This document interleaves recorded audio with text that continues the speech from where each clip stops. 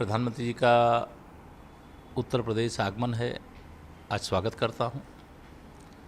पहला कार्यक्रम उनका गोरखपुर में गीता प्रेस के स्थापना के 100 वर्ष पूरे होने पर और गीता प्रेस के शानदार समाज की एक तरह से और संस्कृति की सेवा के लिए जो 100 वर्ष बिताए हैं वो अद्भुत हैं। और गीता प्रेस की कोई ना कोई पुस्तक हर भारतवासी के घर में,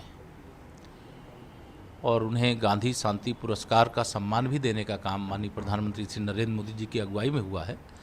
उनका आज गीता प्रेस पहुंचना, गोरखपुर पहुंचना, ये एक बहुत अद्भुत अवसर है और अनेक प्रकार की विकास की सौगात भी गोरखपुर से प्रदेश के लिए भी और देश के लिए भी देने का काम करने जा रहे हैं। उसका मैं स्वागत करता हूं।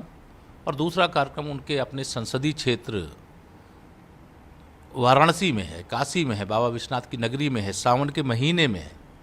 तो यहाँ के लिए मैं स्वयं आया हुआ हूँ और मैं माननीय प्रधानमंत्री जी का स्वागत करता हूँ। और आज का कार्यक्रम गरीब कल्याण के लिए समर्पित है।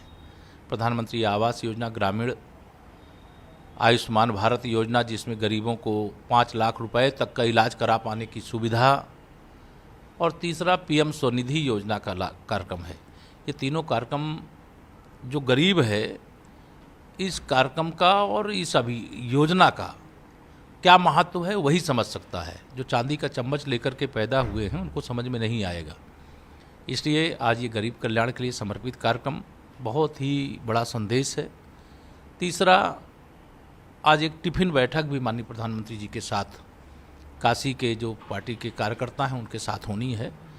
वह भी एक गुजरात मॉडल है, मोदी मॉडल है, जहां पार्टी के प्रमुख कार्यकर्ताओं के साथ, चाहे वह सांसद हों, विधायक हों, मंत्री हों, मुख्यमंत्री हों, और स्वयं प्रधानमंत्री जी अपने कार्यकर्ताओं के साथ आज काशी में बैठने जा रहे हैं। तो यह एक बड़ा संदेश है। सपा, बसपा, कांग्रेस के कई मेरे परिचित हैं, वो कहते हैं कि ये टिफ़िन बैठक क्या है। मैंने कहा जरा कुछ आप भाजपा के कार्य कैसे होते हैं, कार्यकर्ता के साथ कैसे जुड़ा जाता है, पहले इस पर आप अपने यहाँ कुछ लोगों को लगाइए कि कहीं रिसर्च करें, पीएचडी करें, तब पता चलेगा। क्योंकि बीजेपी जो करती है वो समाज के लिए, देश के लिए करती है, और समाज और देश के लिए जो करता है वो परिवार और जाति और तुष्टीकरण, इन सब सीमाओं से ऊपर रहता है। राहुल गांधी जी की पुनर्विचार याचिका खारिज कर दी गई है और सजा बरकरार रखी है। देखिए, इस याचिका के खारिज होने के फैसले का निश्चित तौर से मैं तो व्यक्तिगत तौर से स्वागत करता हूं। यह किसी को अहंकार नहीं होना चाहिए कि वो किसी परिवार विशेष में पैदा हुए हैं और किसी कुर्सी पर उनका जन्मसिद्ध अधिकार है,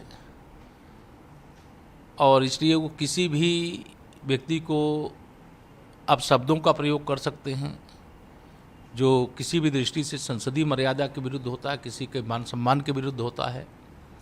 तो लोगों की मानहानि करना या श्री राहुल गांधी जी का स्वभाव बन चुका था, लेकिन माननीय न्यायालय ने उनको बताया है कि किसी को भी अपशब्द कहने का किसी को अधिकार नहीं है।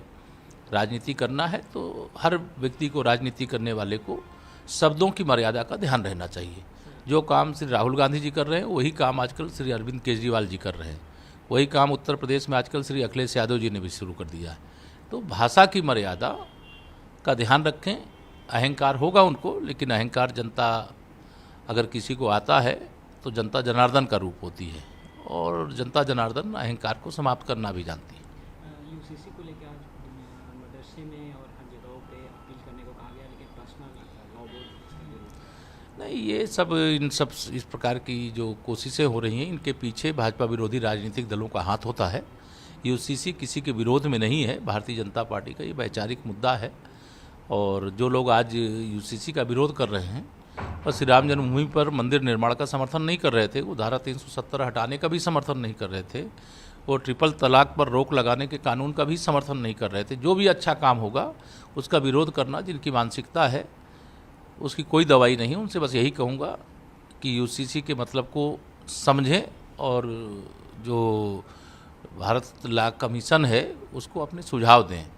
और ऐसा कोई काम न करे जिससे एक अच्छा खासा माहौल जो देश को प्रगति के पथ पर लेकर के आगे जाने का है, जो माननीय प्रधानमंत्री जी का सबका साथ सबका विकास का स्वप्न है, उसको साकार करने का है।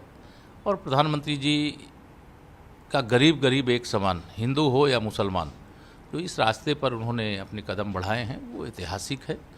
और इसलिए सबको ऐसे किसी विषय का विरोध नहीं करना चाहिए। माननीय प्रधानमंत्री जी कोई भी काम देश के और हित के विरुद्ध और देशवासियों के हित के विरुद्ध न किए हैं, न करते हैं, और मुझे पूरा विश्वास न कभी वो करेंगे।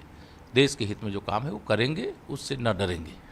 जयंत चौधरी जी और ओम प्रकाश राजभर जी क्या बीजेपी में शामिल हो रहे हैं? अभी ऐसी कोई बात नहीं है। अभी तो आज हम लोग माननीय प्रधानमंत्री जी के आगमन पर उनके स्वागत की तैयारी में हैं, कार्यक्रम को सफल बनाने की तैयारी।